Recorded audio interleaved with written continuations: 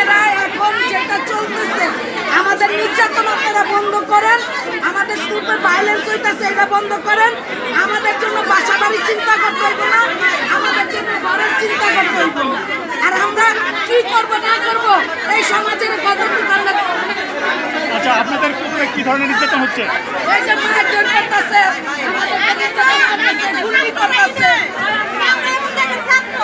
বলেন বলেন বলেন বলেন কি হচ্ছে বলেন বলেন বলেন বলেন কে বলেন? এই যে ভাই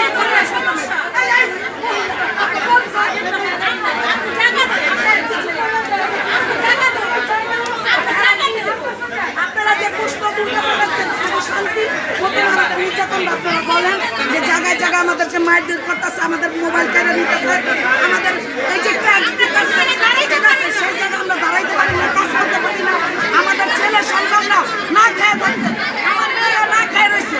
আমি নিজে একজন জনকর্মী, আমি বলি না যে আমি জনকর্মী না, আমি সবসময় বলি আমি জনকর্মী।